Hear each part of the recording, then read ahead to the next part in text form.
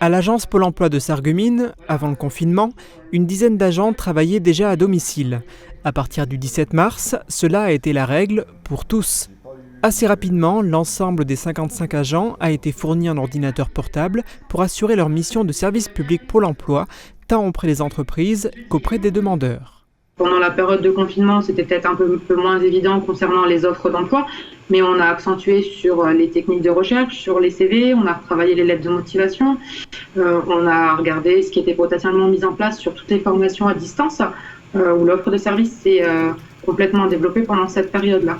Avant le confinement, le Pôle emploi de Sarreguemines comptabilisait près de 300 offres. Un nombre en forte baisse au plus fort de la crise sanitaire.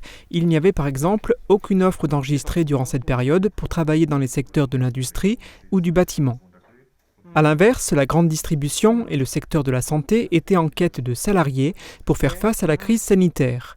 Aujourd'hui, on revient à une situation habituelle.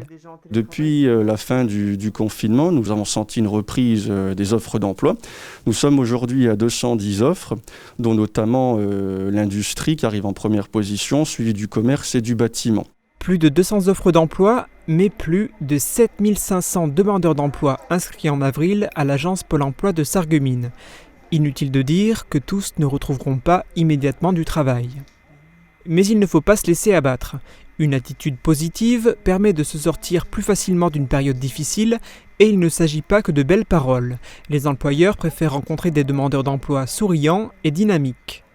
En matière d'organisation, l'agence Pôle emploi de Sarreguemines revient progressivement à un fonctionnement habituel. Depuis le 18 mai, un accueil physique est possible, sur rendez-vous, dans les locaux. Depuis ce lundi, il est également possible de s'y rendre le matin, sans rendez-vous, mais il est néanmoins préférable d'annoncer son arrivée pour diminuer le temps d'attente.